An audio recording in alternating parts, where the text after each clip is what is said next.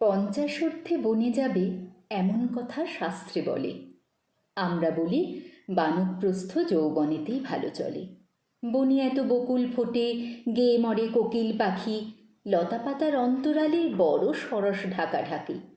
চাঁপার শাখে চাঁদের আলো, সে সৃষ্টি কি কেবল মিছে? এসব যারা বোঝে তারা পঞ্চাশতের অনেক নিচে। পঞ্চাশোর্ধ্বে বনে যাবে এমন কথা শাস্ত্রে বলে। আমরা বলি বানপ্রস্থ যৌবনেতেই ভালো চলে।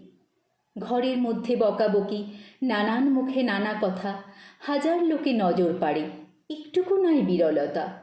সময় অল্প ফুরায় তাও অরসিকের আনাগোনায়, ঘণ্টা ধরে থাকেন তিনি সৎপ্রসঙ্গ আলোচনায়।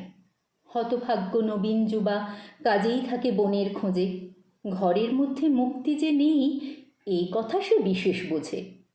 পঞ্চাশোর্ধ্বে বনে যাবে এমন কথা শাস্ত্রে বলে। আমরা বলি বানপ্রস্থ যৌবনেতেই ভালো চলে। আমরা সবাই নব্যকালের সভ্য যুবা অনাচারী, মনুর শাস্ত্র শুধরে দিয়ে নতুন বিধি করব জারি। বুড়ো থাকুন ঘরের কোণে, পয়সা করি করুন জমা, দেখুন বসে বিষয়পত্র চালান মামলা মোকদ্দমা। ফাগুন মাসে লগ্ন দেখে যুবারা যাক বনের পথে, রাত্রি জেগে সাধ্য সাধন থাকুক রত কঠিন ব্রতে।